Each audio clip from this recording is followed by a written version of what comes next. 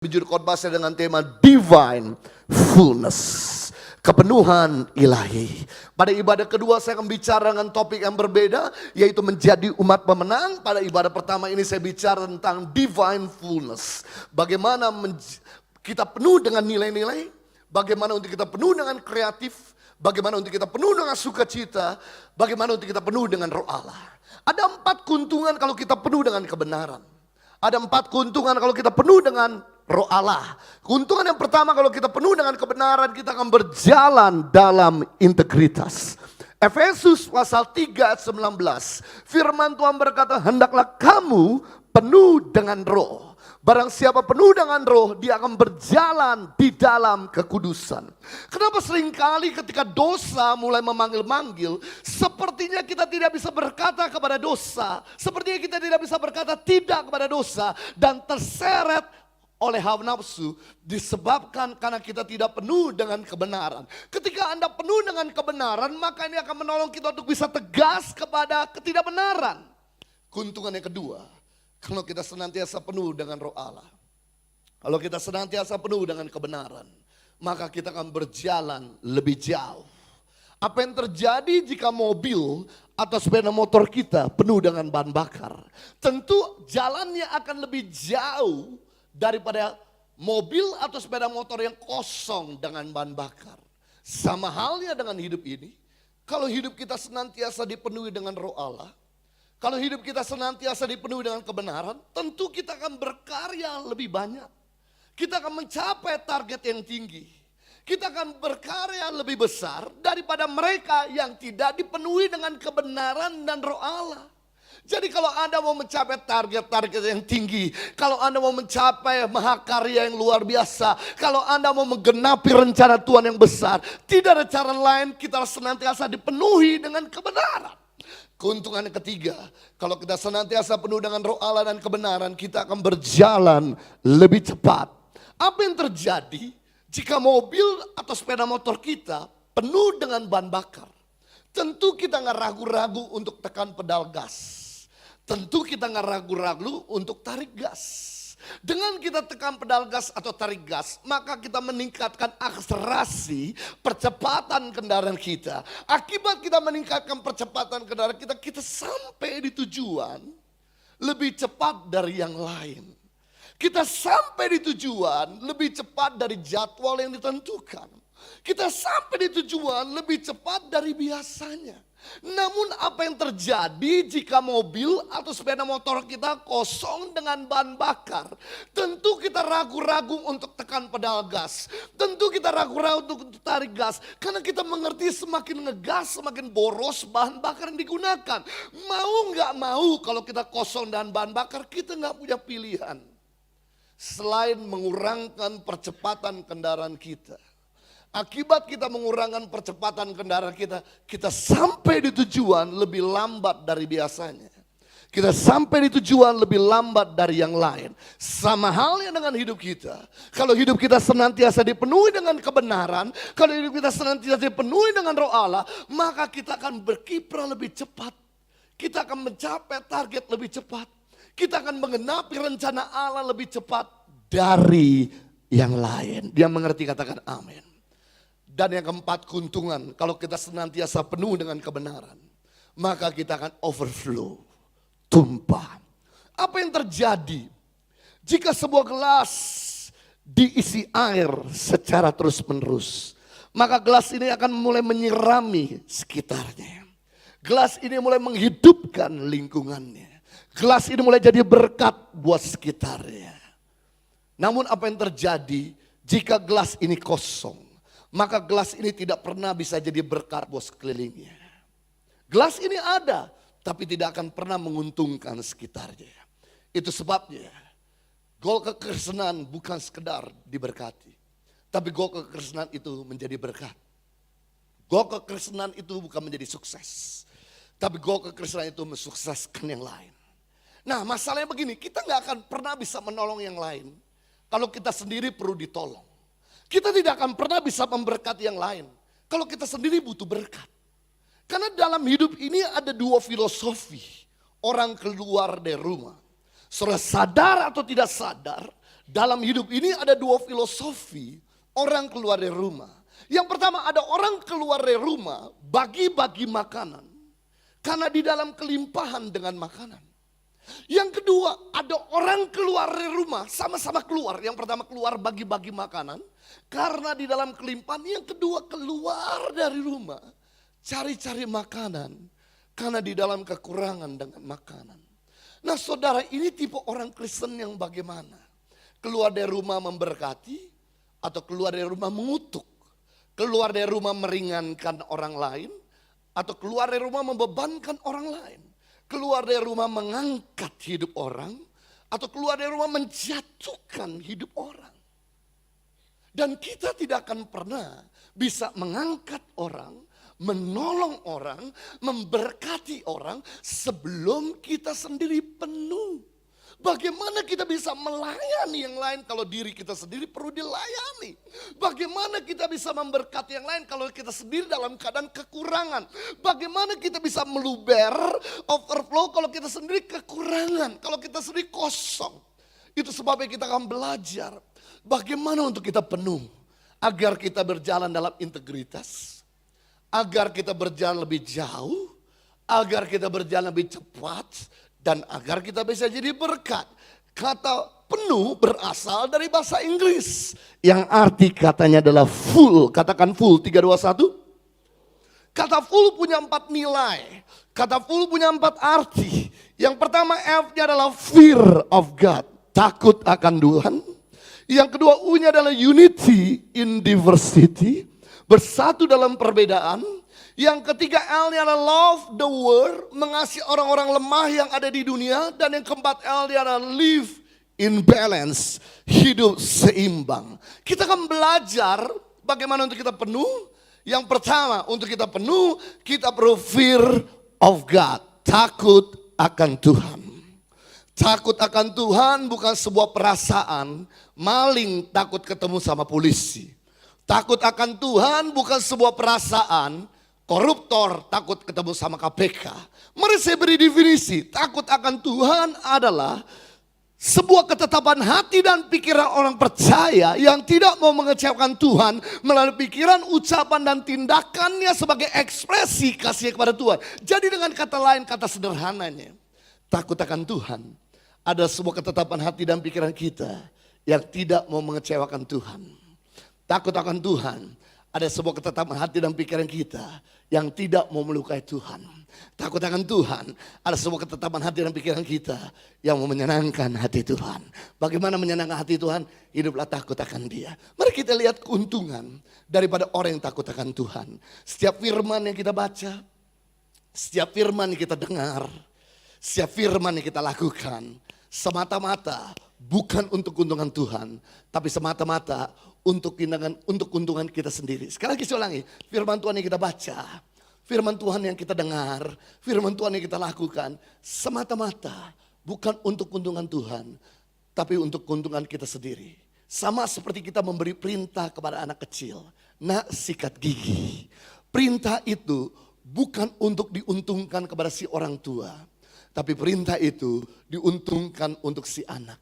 Sebab anak kalau nggak sikat gigi, maka giginya berlubang, giginya sakit, mulutnya bau, giginya kotor. Sama halnya, setiap perintah yang kita dengar di gereja di hari Minggu, setiap perintah yang kita baca di rumah, setiap firman yang kita lakukan, semata-mata bukan untuk Tuhan, tapi semata-mata untuk keuntungan kita.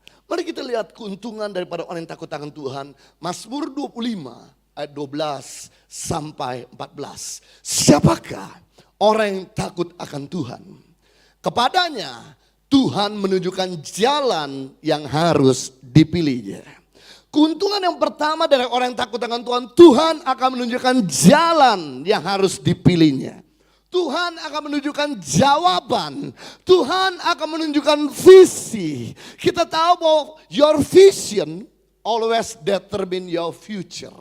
Visi Anda akan menentukan masa depan Anda. Kalau Anda punya visi, Anda punya masa depan. Kalau Anda tidak punya visi, Anda tidak punya masa depan. Kalau Anda punya visi kecil, masa depan Anda kecil. Kalau Anda punya visi besar, masa depan Anda besar. Dan visi tidak didapatkan dari saudara baca buku. Visi tidak didapatkan dari saudara tanya orang lain.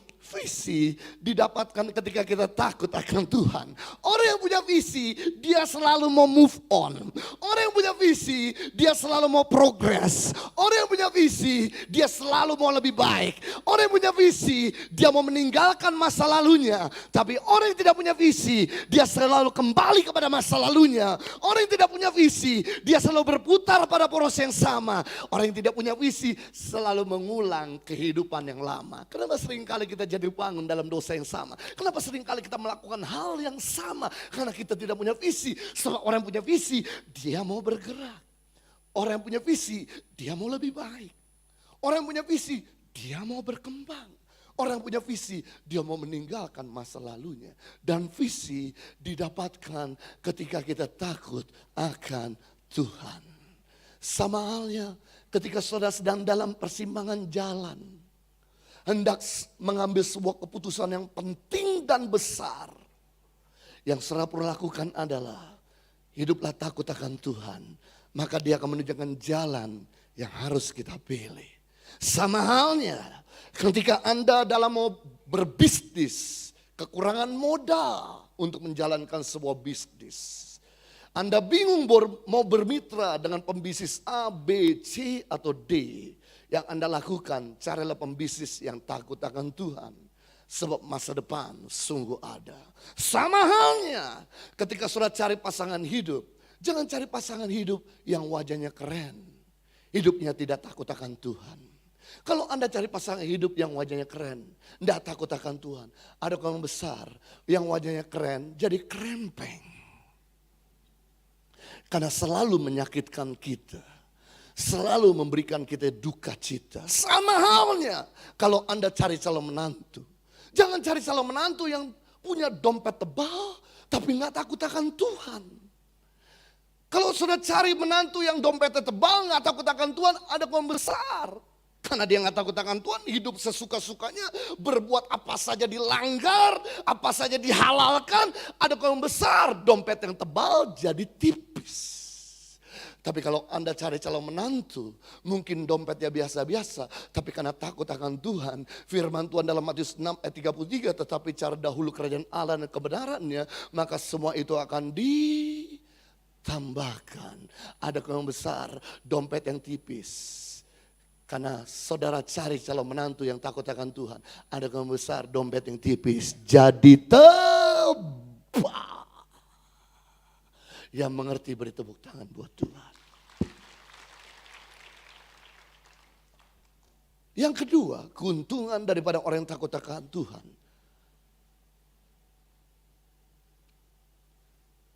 Orang itu sendiri akan menetap dalam kebahagiaan. Ayat 13.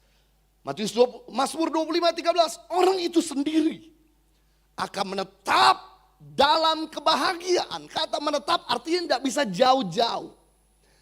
Kebahagiaan tidak bisa jauh-jauh dari orang itu. Orang itu tidak bisa jauh-jauh dari kebahagiaan. Sama seperti saya. Saya ini menetap di Jakarta. Hari ini saya di Bandung. Besok sudah di Jakarta. Hari Rabu saya di Surabaya. Kamis kembali lagi ke Jakarta. Minggu depan ada di Medan. Senin kembali lagi ke Jakarta. Jadi sejauh-jauhnya saya pergi dari Jakarta, saya akan kembali ke Jakarta. Sebab saya menetap di mana? Jakarta. Sama halnya dengan kebahagiaan. Kebahagiaan tidak bisa jauh-jauh dengan orang yang takut akan Tuhan. Selama sudah takut akan Tuhan, kebahagiaan akan selalu melekat di hati kita. Jadi kebahagiaan tidak usah Anda cari, kebahagiaan tidak usah Anda korek-korek, kebahagiaan tidak usah Anda kejar. Selama sudah takut akan Tuhan, kebahagiaan tidak akan pernah sirna oleh apapun dan oleh siapapun. Sekali lagi saya ulangi, kebahagiaan tidak akan pernah bisa pergi oleh apapun dan oleh siapapun. Kebahagiaan tidak bisa dicuri oleh hadirnya permasalahan. Kebahagiaan tidak bisa dicuri oleh hadirnya pengkhianatan. Lihat Yesus, sekalipun Yesus dihianati oleh murid terdekatnya bernama Yudas. Yang luar biasa dari Yesus, dia bukan cuma menerima Yudas, tapi dia ajak makan Yudas. Pernah saudara ajak makan pengkhianat saudara? Untuk makan bersama-sama di Korean barbecue di sebelah sana? Pernah? Saudara pernah makan nasi timbel bersama dengan pengkhianat saudara? Pernah saudara makan Jepang bersama-sama dengan pengkhianat saudara? Pernah? Yesus lakukan itu. Sekalipun dia tahu bahwa Yudas akan mengkhianati dia, dia tetap ajak makan malam Perjamuan Kudus dengan dia. Dia betapa bahagianya, dia merasa secure sekali. Sekalipun orang-orang hendak mereka-reka yang jahat, sekalipun orang hendak membuat rencana yang jahat, dia tetap bisa duduk makan dengan para penjahat. Dia tetap bisa kumpul dengan orang-orang pendosa. Dia secure sekali. Kenapa? Karena dia takut akan Tuhan. Karena dia benar, kebahagiaan tetap melekat. Kenapa seringkali kita nggak secure? Kenapa seringkali kita gelisah? Kenapa seringkali kita merasa tidak aman? Kenapa seringkali kita susah tidur? Karena kita mungkin nggak hidup dalam kebenaran. Kebenaran menolong kita untuk kita bahagia dalam segala keadaan. Saya beritahu, kebahagiaan cuma bisa dicuri oleh hadirnya dosa dalam hidup kita. Sekali lagi, kebahagiaan cuma bisa sirna oleh hadirnya dosa dalam hidup kita. Jadi sekalipun kita rajin beribadah, sekalipun kita berapi-api dalam pelayanan, mungkin sekalipun kita rajin dalam memberi persembahan, tapi kalau kita hidup dalam dosa, kebahagiaan akan sirna dengan sendirinya. Karena kebahagiaan melekat kepada orang yang takut akan Tuhan. Keuntungan yang ketiga, daripada orang yang takut akan Tuhan, anak cucunya akan mewarisi bumi. Anak cucunya akan mewarisi bumi. Tugas kita sebagai orang tua, sebagai kakek dan nenek, hidup takut akan Tuhan. Tugas Tuhanlah yang mengangkat anak cucu kita menduduki posisi penting di dunia ini. Semakin kita takut akan Tuhan, semakin Tuhan mempromosikan anak cucu kita. Semakin hidup kita liar, brengsek, sembarangan, lukain Tuhan, rugikan orang lain. Semakin anak cucu kita direndahkan. Mungkin Anda pernah berkata begini, Pak, saya ini seorang karyawan. Bagaimana saya bisa mewariskan rumah kepada anak cucu? Bagaimana saya bisa mewariskan usaha kepada anak cucu? Saya beritahu, nggak usah pusing. Selama you hidup benar, selama you rajin bekerja, selama you rajin berdoa, Tuhan sendiri yang punya tanggung jawab untuk mengangkat anak cucu kita tinggi-tinggi. Selama kita takut akan Tuhan, Tuhan promosikan anak cucu kita. Semakin kita hidup nggak takut akan Tuhan, semakin Tuhan rendahkan anak cucu kita. Yang keempat, keuntungan daripada orang yang takut akan Tuhan. Tuhan, ayat 14, Mazmur 25 ayat 14, Tuhan bergerak karib dengan orang yang takut akan Dia. Dan perjanjiannya diberitahukannya kepada mereka. Di Alkitab berkata Tuhan bergaul karib dengan orang yang takut akan Tuhan. Tuhan tidak bergaul karib dengan orang yang jago berkhotbah. Alkitab tidak berkata Tuhan bergaul karib dengan orang yang jago berdoa. Alkitab tidak berkata Tuhan bergaul karib dengan orang yang jago memimpin. Tapi Alkitab berkata Tuhan bergaul karib dengan orang yang takut akan Dia. Dan ketika kita menjadi best friend-nya Tuhan, maka firman Tuhan berkata perjanjiannya diekspos, diberitahu, disingkapkan rahasianya kepada mereka sama seperti kita. Kalau kita punya teman baik, amat sukar bagi sahabat kita untuk menjaga rahasianya kepada kita. Sama halnya dengan kita. Kalau kita punya teman baik, amat sukar bagi kita untuk menjaga rahasia kepada sahabat kita. Pasti kita akan menceritakan kelemahan kita kepada sahabat. Pasti kita akan menceritakan rahasia-rahasia yang selama ini kita sembunyikan kepada sahabat kita. Sama halnya dengan Tuhan. Amat sukar bagi Tuhan untuk menjaga rahasia kepada kita sebagai best friend-nya. Kenapa sampai hari ini kita nggak pernah mendapatkan visi tentang perusahaan, tentang karir, tentang keluarga, tentang pekerjaan kita, tentang pelayanan kita? Karena kita nggak jadi best friend-nya Tuhan. Harusnya kalau kita jadi best friend-nya Tuhan, pasti Dia akan memberitahu rahasia kepada kita. Saya teringat anak paling kecil dari 11 bersaudara bernama Yusuf. Ketika Yusuf hidup takut akan Tuhan, Di usia 17 tahun, Tuhan menunjukkan mimpi bahwa 13 tahun ke depan dunia akan mengalami krisis pangan besar-besaran seluruh dunia. Bukan cuma satu kontinental, bukan cuma satu negara, bukan cuma satu benua. Tapi seluruh dunia akan mengalami namanya kelaparan hebat. Tapi aku akan mempersiapkan dirimu untuk mengatasi masa kelaparan hebat.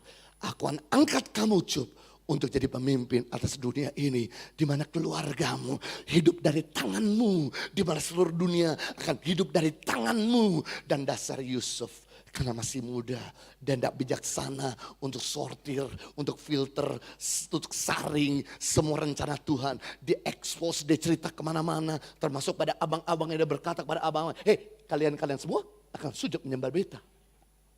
Abang-abangnya berkata, kurang ajar kau, masih cilik, kok belagu sekali. Langsung abang-abangnya mengambil dan menculik Yusuf dan membuang dalam sumur. Bang! Ketika Yusuf masuk dalam sumur, Yusuf gak bisa berbuat apa-apa. Kenapa? Karena di depan tembok, di belakang tembok, di kiri tembok, di kanan tembok, di bawah tanah atau air. Yang Yusuf bisa lakukan cuma lihat ke atas.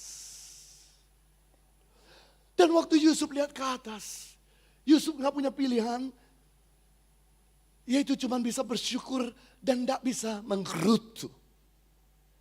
Ketika Yusuf masuk dalam sumur, dia gak bisa balas dendam, dia gak bisa ngadu kepada ayahnya tentang abang-abangnya. Yang dilakukan cuma bersyukur. Kadang-kadang Tuhan izinkan kita masuk dalam sumur rohani. Saya mau katakan ada baiknya, agar kita gak bisa menggerutu, hanya cuma bersyukur. Kadang-kadang Tuhan izinkan kita masuk dalam sumur rohani. Saya mau katakan ada baiknya, agar kita gak bisa balas dendam, hanya cuma bisa mengampuni. Dan saya berdoa agar saudara sering-sering masuk dalam sumur rohani. Tidak ada yang amin, berat sekali aminnya.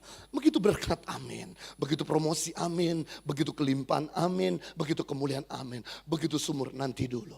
Padahal Bapak Ibu matematikanya Tuhan, rumusnya Tuhan, tidak ada jalan ke atas. Kalau kita sendiri tidak mau direndahkan, tidak ada pintu terbuka. Kalau pintu yang ada tidak mau ditutup, tidak ada kemuliaan. Kalau kita tidak mau melewati jalan salib. Jadi bersyukurlah hari ini kalau Anda sedang dimakan orang. Sebentar lagi Tuhan akan berikan mangkok yang baru kepadamu. Bersyukurlah kalau hari ini sudah sedang ditutup orang. Sebentar lagi Tuhan akan buka pintu baru bagimu. Bersyukurlah kalau sudah sedang ditinggalkan sama orang kepercayaanmu. Sebentar lagi Tuhan akan memberikan orang kepercayaan yang terbaik, yang lebih baik dari sebelumnya.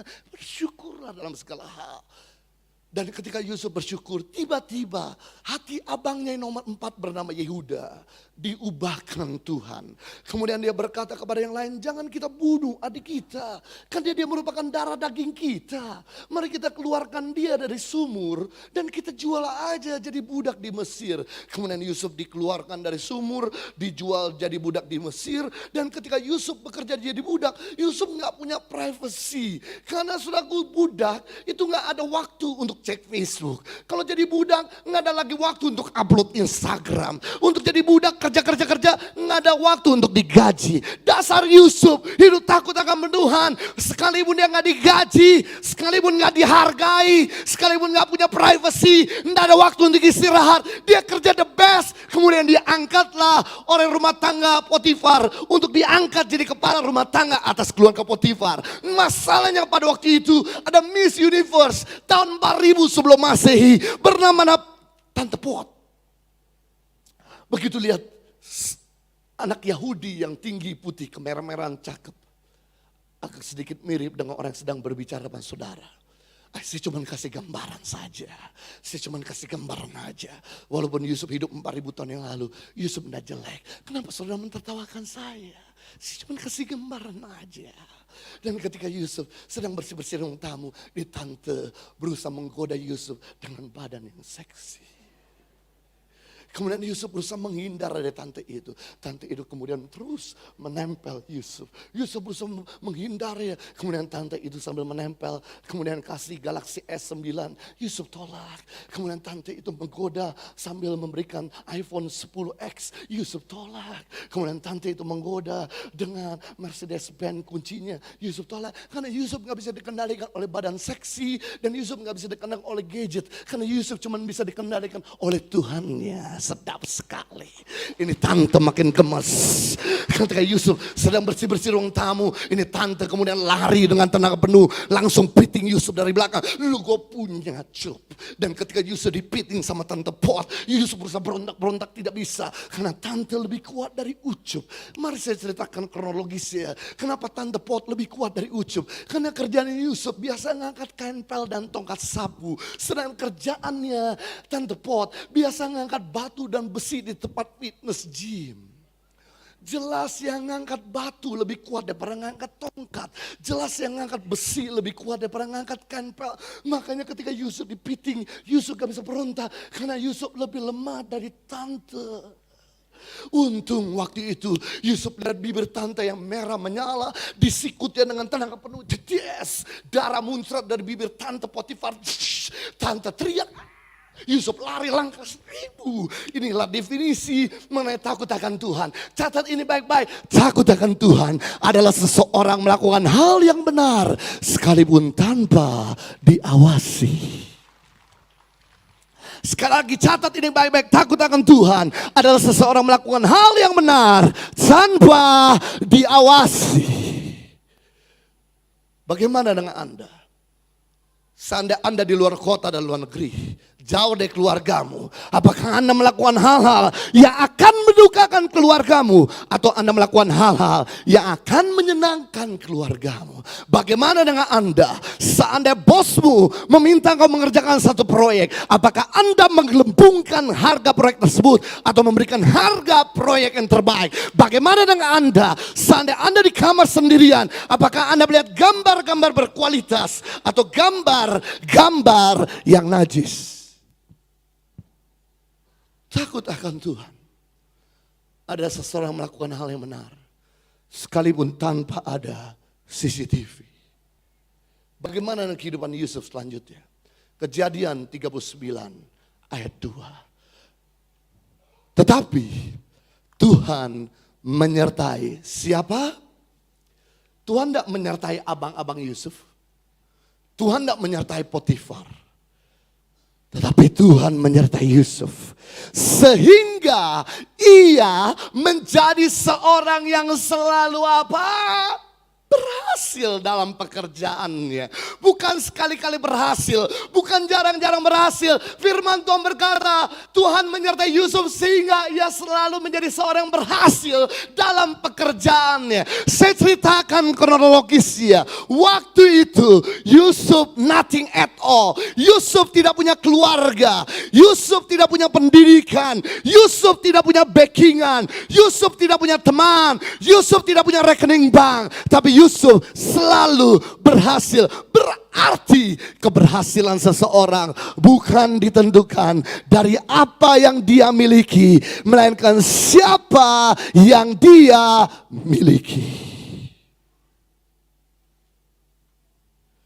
Keberhasilan seseorang bukan ditentukan dari apa yang dia miliki, melainkan siapa yang dia miliki. Waktu itu Yusuf nothing at all. Yusuf tidak punya pendidikan, Yusuf tidak punya keluarga, Yusuf tidak punya teman, Yusuf tidak punya backingan, Yusuf tidak punya uang di rekening bank.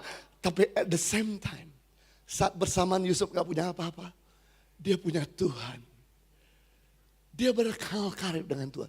Ini yang membuat Yusuf selalu berhasil dalam pekerjaannya. Berarti Bapak Ibu, yang membuat kita berhasil di sisa tahun 2018 dalam pekerjaan dan pelayanan dan usaha dan keluarga dan keuangan dan kesehatan.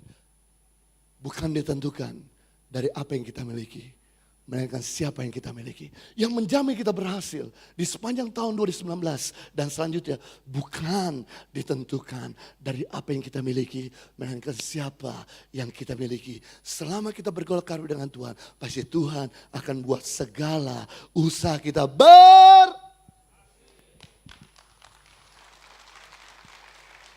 Kedua, bagaimana untuk kita senantiasa penuh?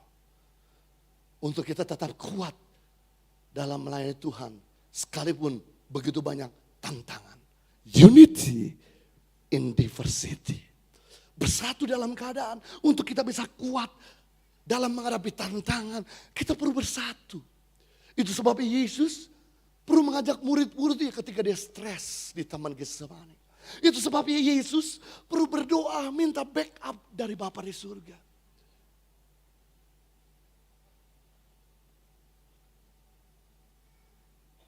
Makanya kenapa ada agama berbeda?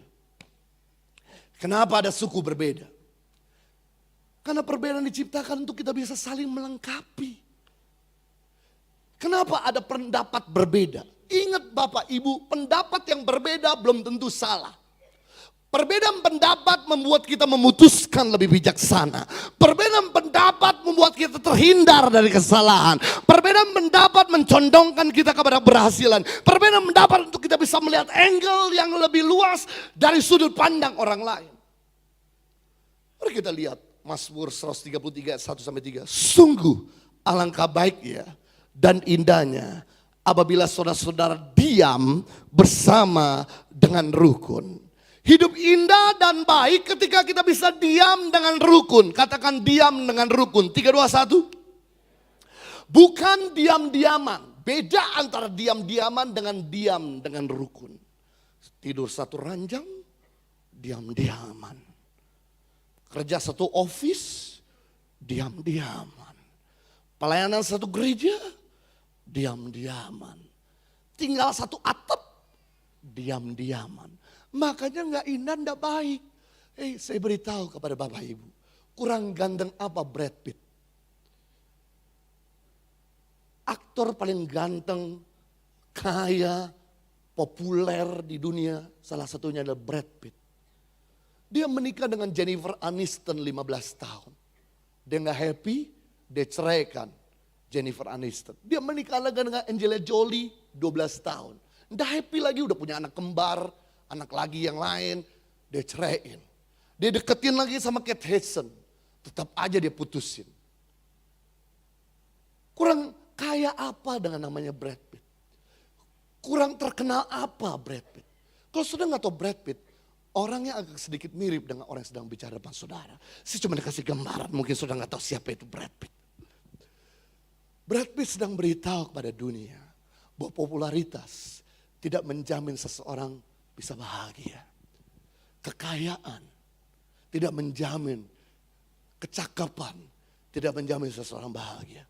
Tapi Alkitab hari ini memberikan penjelasan yang menjamin seseorang bahagia ketika kita bisa diam dengan rukun. Ayat 3, mari kita lihat apa yang terjadi. Sebab kesanalah Tuhan perintahkan berkat kehidupan untuk selama-lamanya. Justru orang yang bisa diam dengan rukun, Tuhan perintahkan berkat. Berkat itu ditakdirkan bukan untuk dikejar Bapak Ibu.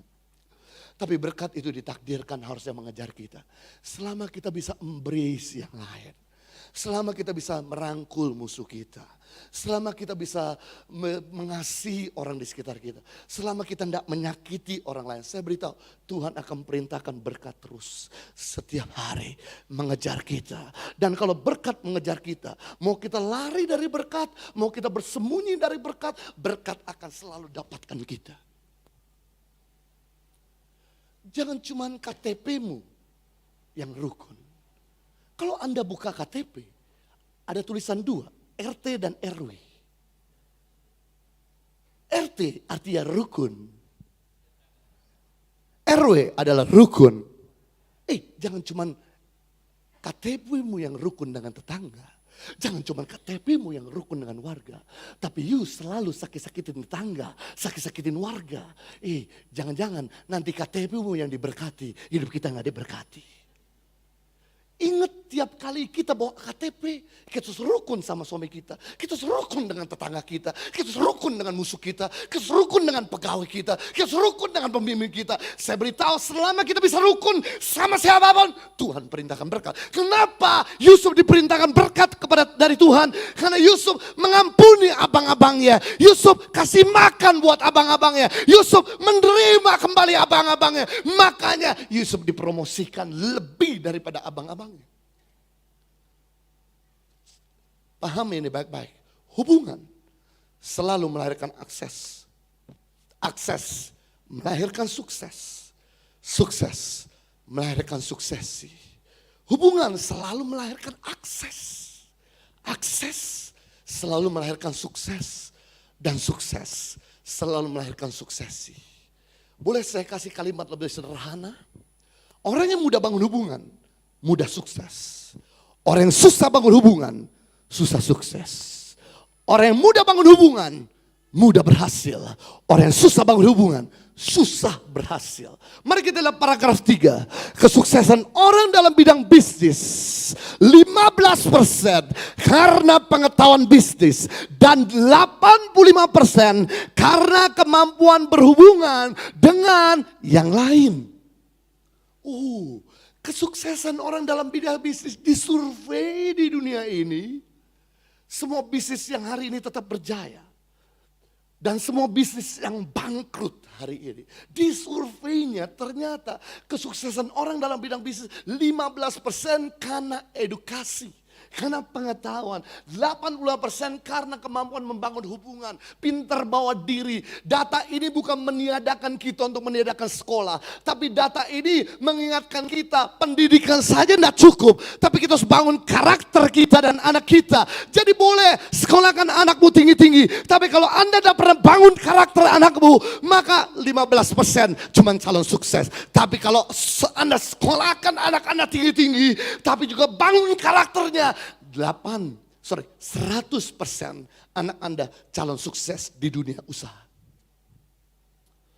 Jadi jangan cuma kita sanggup menyekolahkan anak tinggi-tinggi. Tapi bangunlah karakter anakmu. Untuk anakmu jangan eksklusif. Tapi jadilah anak yang inklusif. Untuk anak kita selalu jadi orang yang gampang bersosialisasi. Makanya Jack Ma, seorang terkaya di China, mengajarkan selain kita punya IQ, selain kita punya EQ, kita harus punya namanya LQ, love quotient. Kita juga harus punya namanya love kasih. Dia mengajarkan kepada anaknya untuk bukan untuk sekolah pinter-pinter. Yang penting dia sekolah. Tidak mesti harus jadi nomor 1 di sekolahnya. Sebab kalau dia jadi nomor 1 di sekolahnya, dia tidak bisa belajar yang lain. Dia tidak bisa bergaul dengan yang lain. Dia selalu di behind the desk. Selalu ada di belakang meja. Selalu dia dengan ada buku. Selalu ada di dunia maya. Itu sebabnya dia ajarkan anaknya. Jangan selalu kau fokus pada pendidikanmu harus jadi nomor 1. Tapi you harus punya karakter dan bangun hubungan dengan yang lain. Dan ternyata benar. Saya ini baru saja bikin reuni. Setelah 21 tahun saya nggak ketemu dengan teman-teman satu SMA. Ketika kita bikin reuni, saya kaget. Semua kita yang kurus berubah sekarang jadi gemuk-gemuk. Itu yang pertama yang saya kaget setelah 21 tahun saya tidak berjumpa dengan teman-teman satu SMA. Kemudian kita mulai bicara satu dengan lain. Saya kaget betul, ini yang saya kaget betul Bapak Ibu. Teman-teman saya ranking 1, ranking 2, ranking 3. Sekarang jadi pegawai. Dari teman-teman kita yang nakal-nakal. Yang jadi bos. Yang jadi decision maker. Yang jadi eksekutif. Yang nakal-nakal. Yang pinter-pinter jadi second in charge. Jadi pegawainya dari yang nakal-nakal. Saya mulai bingung, kok bisa? Ternyata yang nakal-nakal pinter bangun hubungan.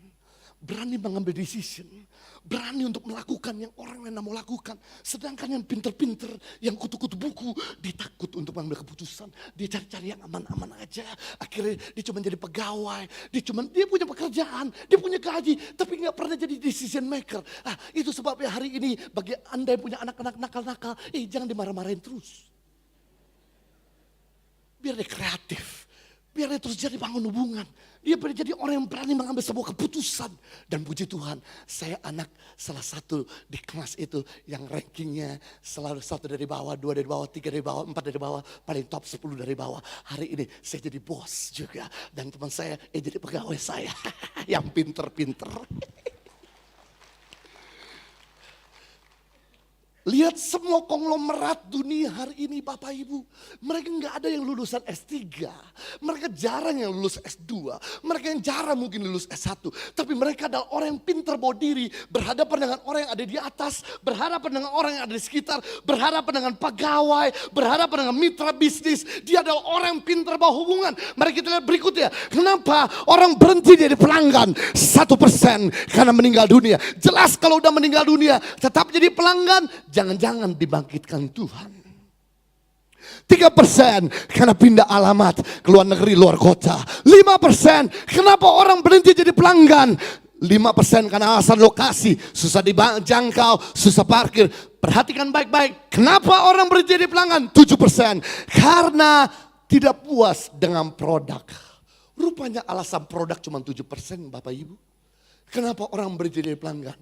84% karena diperlakukan kasar dan tidak baik.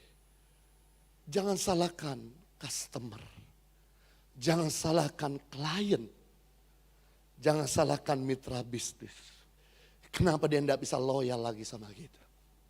Bukan karena masalah produk. Mungkin karena mulut kita dan perbuatan kita yang kasar. Kenapa suami berhenti jadi suami? Bukan karena kulit kita sebagai istri makin keriput. Mungkin karena mulut kita nggak pernah berhenti berkicau. Dari matahari sebelum terbenam sampai matahari terbenam. Siapa yang bisa betah tinggal dengan perempuan yang banyak ngoceh? Semua mau diatur. Suami diatur. Apapun diatur. Maunya sendiri. Nggak pernah mau dengarkan nasihat yang lain.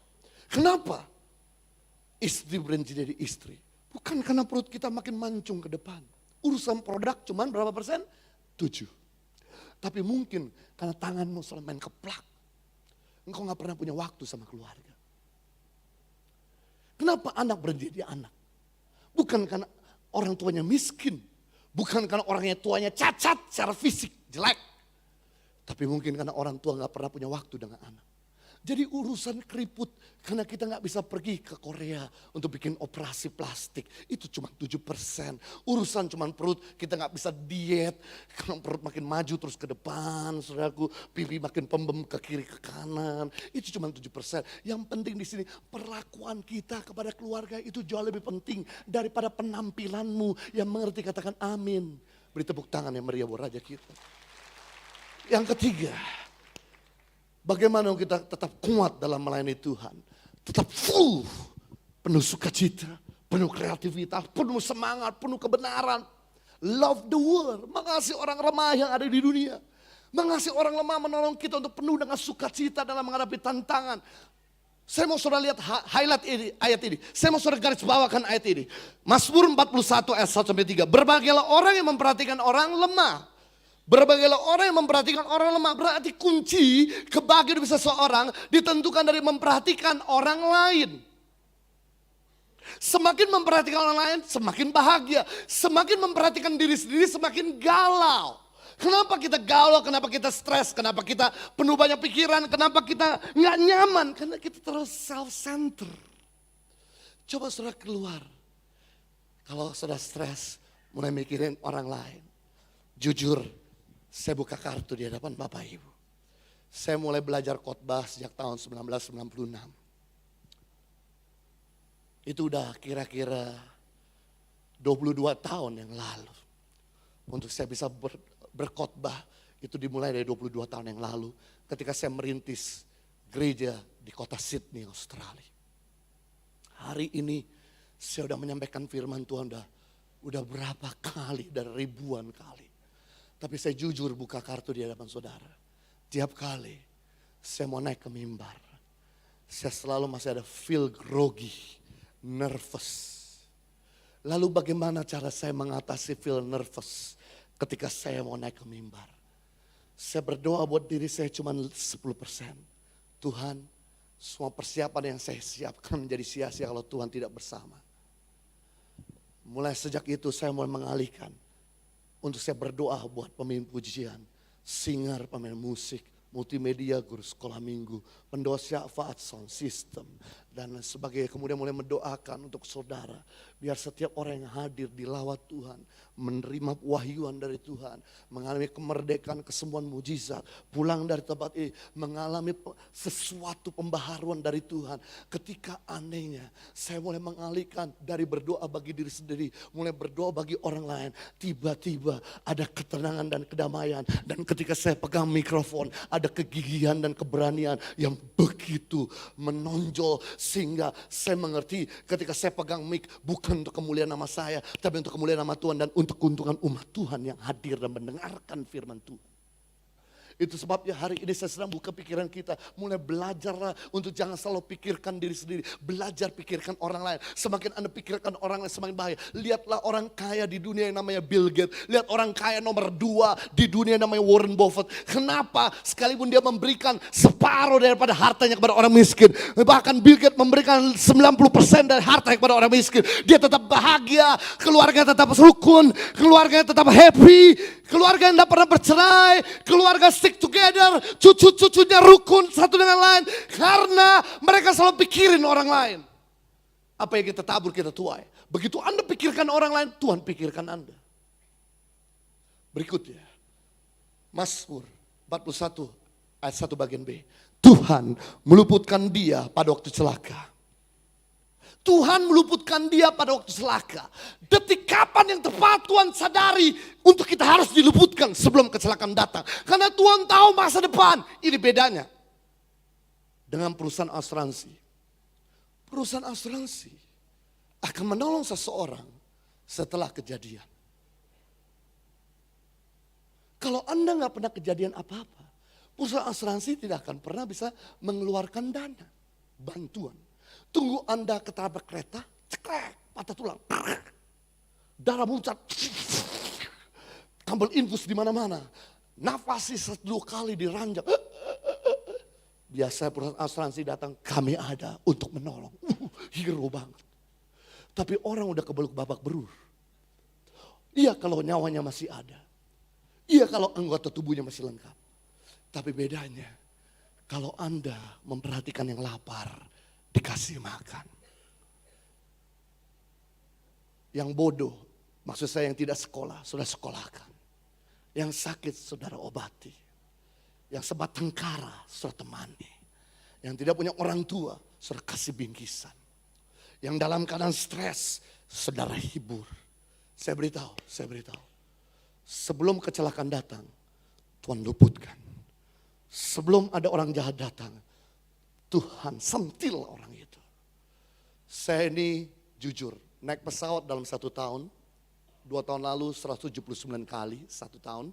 Tahun yang lalu 181 kali. Jadi saya naik pesawat apa aja. 1 lantai, 2 lantai dan tidak ada lantai. Pesawat kecil, pesawat besar. Suatu kali saya naik pesawat, ini pesawatnya baru. Pesawat-pesawat di Indonesia rata-rata baru-baru. Jadi gak usah khawatir sebetulnya naik pesawat. Tapi tetap aja kita harus tetap memperhatikan orang lemah. Karena kita gak pernah tahu terjadi sesuatu. Ketika saya sedang masuk naik pesawat dari Jakarta menuju Kupang, itu jam 2 pagi. Saya udah beritahu, begitu kita masuk, saya cium. Itu pesawat masih bau kulit, masih brand new, fresh, masih segar. Kelihatan pesawat itu baru kira-kira sekitar 1-2 bulan. Dan saya beritahu sama staf saya mau istirahat, tolong jangan diganggu. Karena ini udah jam 2. Kemudian saya tidur. Pesawat take off saya nggak sadar. Begitu udah lepas landas dari Soekarno-Hatta. Menuju ke arah Cirebon. Baru sampai Indramayu. Tiba-tiba kapten berkata, pesawat kita harus kembali ke Soekarno-Hatta. Karena roda pesawat tidak bisa masuk. Staf saya panik. Pukul saya. Pak! Roda pesawat tidak bisa masuk. Bagaimana? Pak! Kenapa? Roda pesawat tidak bisa masuk. Bagaimana? Tenang. Tenang. Kadang-kadang orang panik harus dibukain pikirannya. Jangan dibentak-bentak. Kemudian saya buka pikiran begini. Mestinya kamu bersyukur. Roda pesawat gak bisa masuk. Daripada udah masuk gak bisa keluar lebih parah. Iya Bapak, iya. Baru dia tenang. Tuhan selalu meluputkan kami dari kecelakaan. Kita pernah waktu naik kapal di Mentawai. Mentawai itu pulaunya bulat. Tapi dari utara ke selatan tidak ada jalan darat. Karena itu hutan. Jadi kita harus naik sampan. Kayak naik getek begitu. Ketika naik sampan, itu lagi musim hujan. Itu ombak tinggi 2 meter. Sampai menelan dan menunggelingkan kami di dalam laut. Buktinya tuh orang di depan masih ada batang hidungnya. Saya beritahu sama Bapak Ibu, selama kita perhatikan orang lain, Tuhan perhatikan nyawa kita. Jadi udah deh gak usah takut sama orang-orang jahat yang mau mereka-reka jahat. Tuhan bisa ubah untuk jadi kebaikan buat kita. Beri tepuk tangan yang meriah buat Raja kita. Yang ketiga, ayat 3, ini luar biasa ayat 3. Saya mau surat lihat ayat ini, ngeri banget, keren banget. Ayat 3, Tuhan membantu dia di ranjangnya waktu sakit. Di tempat tidurnya kau pulihkan sama sekali dari sakit. Tuhan bisa membantu kita waktu kita terkapar di ranjang waktu sakit. Ketika kita memperhatikan orang lemah, jadi rupanya yang men-trigger, yang memotivasi Tuhan untuk segera menyembuhkan kita pada waktu kita sakit adalah ketika kita memperhatikan orang lain. Jadi saya kasih kerangka berpikir tambahan buat saudara. Nah, saya kasih kerangka berpikir tambahan. Kalau saudara sakit, gak sembuh-sembuh, boleh Anda cari dokter. Boleh Anda cari obat, boleh Anda berdoa, harus Anda berdoa. Boleh Anda cari dokter, boleh Anda cari obat. Tapi saya kasih kerangka berpikir tambahan. Kalau sakitmu tidak sembuh-sembuh, firman Tuhan berkata, ketika kita memperhatikan orang lemah, maka dia akan menyembuhkan kita di ranjangnya waktu sakit. Berarti saya kasih kerangka berpikir tambahan, yaitu ketika Anda sakit, pikirkan siapa lagi yang saya bisa tolong. Ketika Anda sakit, pikirkan siapa lagi yang saya bisa ampuni. Ketika Anda sakit, boleh Anda berdoa, boleh Anda cari dokter, boleh Anda cari obat. Tapi Anda harus punya kerangka berpikir, siapa lagi yang saya bisa bantu. Kalau Anda dalam keadaan susah, masih melayani orang lain, mikirin orang lain, ini yang bikin hati Tuhan pecah untuk segera Tuhan bantu dan tolong kita. Suatu kali, saya ini tiap minggu kasih uang jajan buat anak saya. Tapi kemudian anak saya tiap kali biasa siang itu makan siang jajan di sekolah. Tapi sering kali yang dia lakukan, uang 20.000 yang kita kasih dari orang tuanya, dia kadang-kadang lihat temennya gak bisa makan. Dia kasih 20.000 itu kepada temennya. Dia rela gak makan agar temennya bisa makan. Satu sisi saya lihat anak saya, wow, dalam keadaan dia lapar aja. Dia biasa bisa kasih makan orang.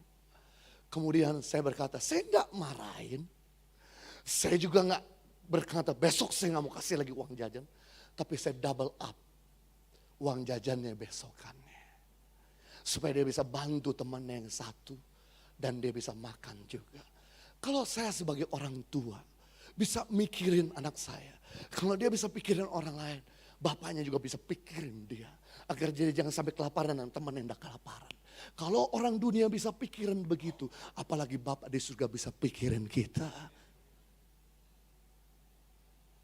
Itu sebabnya hal ini menyadari kenapa kami kembali ke Indonesia. Setelah 10 tahun kami tinggal di Australia, orang tua saya masih di Australia, adik-adik saya tiga-tiganya di Australia. Mereka udah warga negara Australia. Sejak kami tahun 96, saya pun masih PR Australia. Tapi kenapa kami kembali ke Indonesia? Karena kami melihat di Indonesia setiap tahun ada 300.000 anak putus sekolah. Karena jarak yang jauh dan biaya yang besar. Ketika kami putuskan saudaraku untuk kembali ke Indonesia menolong anak-anak. Sebab kalau kita diamkan tiap tahun ada 300.000 anak putus sekolah. Berarti 10 tahun ke depan ada 3 juta generasi monster yang lahir di Indonesia. Yang menyebabkan menyebabkan kita sebentar-sebentar dicuri, sebentar-sebentar dirampok, sebentar-sebentar diganggu. Akhirnya kami putuskan untuk saya kembali ke Indonesia. Dan waktu saya putuskan kembali ke Indonesia, orang tua saya berkata, you pikir baik-baik. Semua warga negara dunia pengen jadi warga negara Australia. Kamu tahu sendiri di Australia sekolah gratis. Kuliah kalau nggak punya uang dibiayakan pemerintah Australia. Rumah sakit gratis, dokter gratis, punya anak dikasih baby bonus. Dan lu ingat gajimu waktu itu saya 2004 sampai 2006 saya bisnis. Gajimu 1 bulan 8.000 dolar Australia, 80 juta rupiah. You kembali ke Indonesia, 10%-nya belum tentu you dapat di Indonesia. Di Indonesia sekolah bayar, dokter bayar, rumah sakit bayar, kuliah bayar sendiri. Lo pikir baik-baik, mama saya tuding-tuding. Saya pikir baik-baik. Setelah kami pikir baik-baik, kami bulat. Kami kembali ke Indonesia. Orang tua saya berkata begini, lu tahu kalau lu di Indonesia lu selalu sakit. Saudara, jujur di hadapan saudara. Tahun 96 sampai 2006 waktu saya tinggal di Australia. Tiap tahun saya kembali ke Indonesia saya selalu sakit.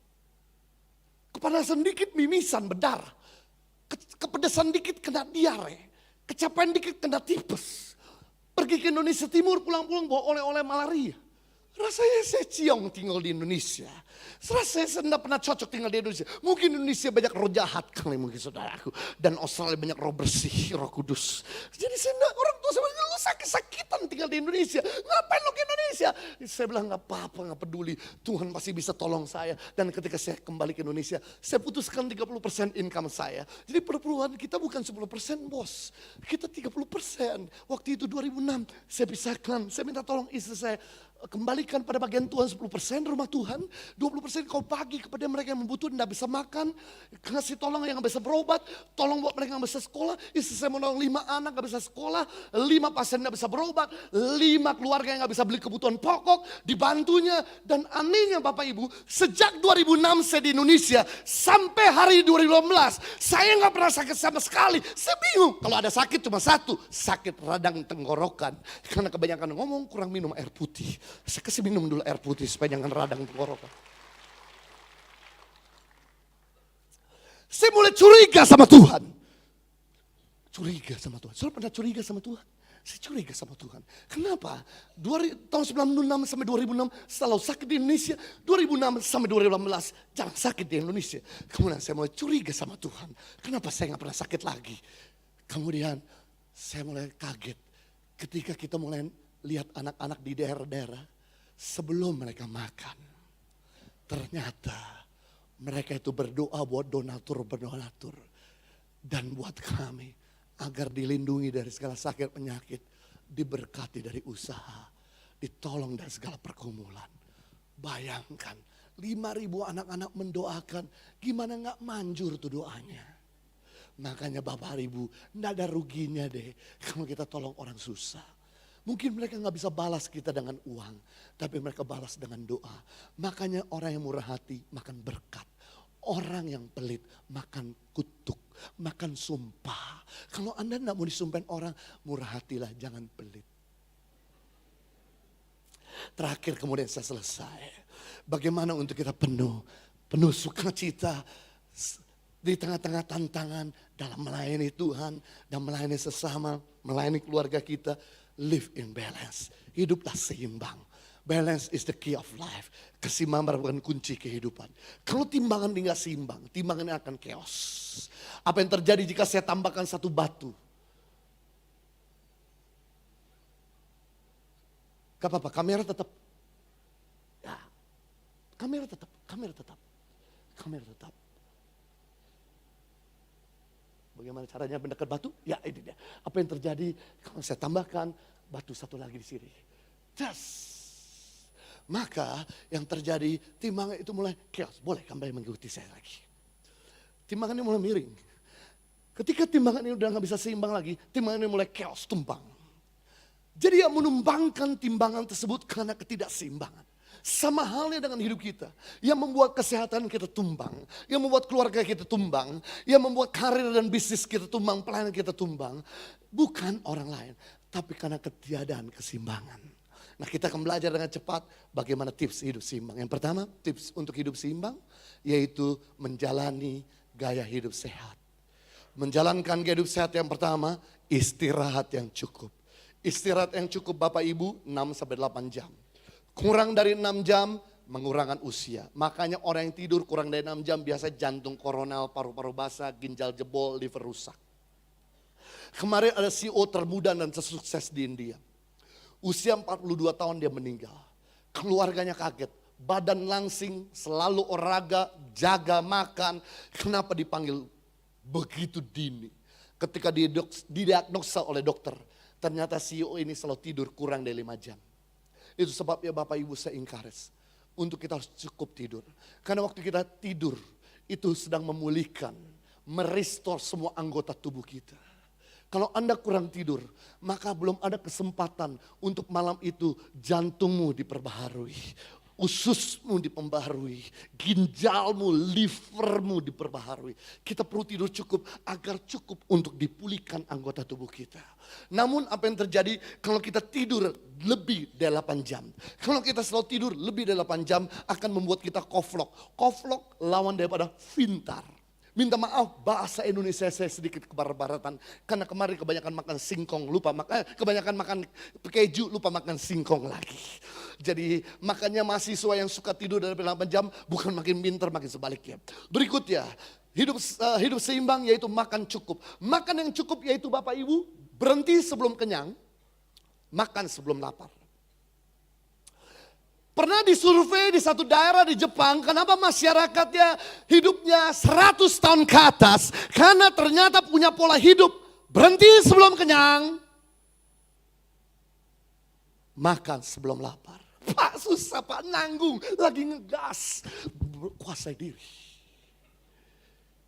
Kuasai diri. Memang susah. Tapi kalau Anda berhasil, Anda akan punya umur panjang. Berikutnya, olahraga rutin. Olahraga rutin yaitu jalan kaki kira-kira 10.000 langkah. Nah Indonesia ini penduduknya paling malas jalan kaki. Kira-kira sekitar 2.000 langkah ke bawah. Nah itu sebabnya kita perlu jalan kaki 10.000. Nggak apa-apa lah, jalan-jalan lah. Kalau naik ke gereja jangan pakai lift, jalan kaki lah. Turun, kalau bisa 10 kali naik turun gereja. Itu kan buat jantung kita sehat, mata kita sehat, liver kita sehat. Keren sekali. Nah kalau Anda langgar ketiga hal ini, Anda tidur kurang dari 5 jam, Anda makan lebih dari cukup. Kalau Anda nggak pernah olahraga, kalau Anda langgar ketiga ini, pasti Anda akan dipanggil sama Tuhan lebih cepat dari jadwal yang ditentukan. Jadi nggak usah minta Tuhan datang, Anda datang ke Tuhan. Kemudian yang kedua, tips untuk hidup seimbang, yaitu menjalankan prioritas. Katakan prioritas. Prioritas artinya memberatkan, mengutamakan. Makanya ada bank prioritas. Makanya ada bisnis kelas. Kalau Anda naik bisnis kelas, Anda diprioritaskan masuk, Anda diprioritaskan duduk, Anda diprioritaskan makan banyak, Anda diprioritaskan keluar lebih dulu dari pesawat, Anda diprioritaskan bagasi dikeluarkan lebih dulu, diutamakan, didahulukan. Nah kita juga harus punya namanya prioritas. Siapa yang kita utamakan, siapa yang kita dahulukan dalam hidup ini. Tolong jangan dibalik urutannya. Kalau kita balik, chaos terjadi. Yang pertama yang kita prioritaskan adalah Tuhan. Yang kedua keluarga, ketiga pekerjaan, keempat komunitas, 5 hobi. Jangan sampai hobi lebih dari komunitas. Jangan sampai komunitas lebih dari pekerjaan. Jangan sampai pekerjaan lebih dari keluarga. Jangan sampai keluarga lebih dari Tuhan. Kalau Anda balik terjadi chaos. Coba Anda balik urutannya. Setiap kali ketemu lampu merah Anda jalan. Dan setiap kali ketemu lampu hijau Anda berhenti. Ketika Anda balik urutannya, lampu merah Anda jalan, lampu hijau Anda berhenti. Sekali Anda penuh Roh Kudus. Ketika lampu hijau Anda berhenti. Sebentar lagi mobil akan cium Anda dari belakang. Chaos terjadi karena Anda nggak pandai menyusun prioritas. Berikut yang terakhir kemudian saya selesai. Bagaimana hidup seimbang, punya me time, I time. Katakan I time, 3, 2, 1. Makanya ada iPod, makanya ada iPhone, makanya ada iPad. Orang yang ciptakan iPod, orang yang ciptakan iPhone, orang yang ciptakan iPad, jadi I die. Karena nggak ada I time. Kita harus punya waktu bersama dengan Tuhan. Makanya Bapak Ibu, kalau Anda lihat perhatikan pembalap-pembalap sepeda motor dan mobil. Mereka punya namanya pit stop. Di pit stop, di perhentian itu, si pembalap bisa menghela nafas sebentar. Ban yang gundul diganti, baut yang kendor dikencengkan. Bahan bakar di refill. Si pembalap bisa minum sebentar. Memberikan pencerahan kembali. Dan kemudian dia siap tarik gas. Memang waktu dia berhenti, dia ditinggalkan. Dia disabet oleh yang lain. Tapi waktu dia habis pit stop, dia siap tarik dengan tenaga penuh. Pikiran lebih cemerlang. Wahai pembalap yang gak pernah berhenti. yang gak pernah pit stop. Begitu bannya pecah, begitu bahan bakarnya habis, dia akan berhenti selama-lamanya. Saya gak mau hidup Anda berhenti selama-lamanya. Saya gak mau keluarga Anda berhenti selama-lamanya. Saya gak mau usaha Anda berhenti selama-lamanya. Tapi jangan lupa, kita harus punya pit stop. Kita harus punya waktu dengan Tuhan. Handphone zaman dulu Bapak Ibu, tahun 1990 Nokia pisang, Motorola batu bata. Waktu itu legend sekali. Kita charge 3 hari 1 kali. Tapi handphone zaman sekarang kita charge 1 hari 3 kali. Dulu kita charge 3 hari 1 kali. Sekarang kita charge 1 hari 3 kali. Padahal handphone zaman sekarang jauh lebih besar batu baterainya. Handphone zaman sekarang jauh lebih canggih. Kok bisa? Dulu kita charge 3 hari 1 kali. Sekarang kita charge 1 hari 3 kali. Karena handphone pada zaman dulu yang nyala cuma 2. SMS dan telepon. Handphone zaman sekarang semuanya nyala. BB nyala, WhatsApp nyala, Kakao nyala, email nyala, telepon nyala, Instagram nyala, Twitter nyala, gak mau rugi, Facebook nyala. Facebook gak punya cuma Facebook 1, Facebook 2, Facebook 3, Facebook 4 dinyalain semua. Makanya boros. Nah, saya kasih tips bagaimana mengubah handphone Anda di cas 1 hari 3 kali menjadi 1 minggu 1 kali. Saya kasih tips asalkan Anda mau. Asalkan Anda mau. Caranya adalah puasa data dan no wifi selama 3 hari. Ketika Anda puasa data dan no wifi selama 3 hari, cuman dipakai telepon sebagai SMS dan sebagai telepon, pasti saya jamin Anda bisa charge handphone Anda 5 hari 1 kali. Berarti semakin sibuk, semakin perlu banyak di charge. Sayangnya orang Kristen hari-hari ini tidak lagi dekat sama Tuhan, tapi dekat sama colokan. Tidak usah jauh-jauh, kalau kita masuk hotel, begitu buka pertama kali pintu, yang Anda cari apa? Colokannya. Yang terjadi handphonenya penuh, kitanya memble. Handphonenya semangat, kitanya lemes. Saya beritahu, jangan cuma ingat handphone di charge. Ingat dirimu. Sebagai pemilik owner dari handphone ini juga perlu di-charge. Sebab kalau ownernya memble, kita gak bisa beli handphone yang baru lagi. Kita gak akan bisa membahagiakan keluarga kita. Tapi kalau kitanya semangat, kitanya on fire, kitanya fresh, kita bisa lakukan perkara besar. Sekalipun kita menghadapi begitu banyak tantangan. Yang mengerti katakan amin. Mari kita berdoa Bapa di surga.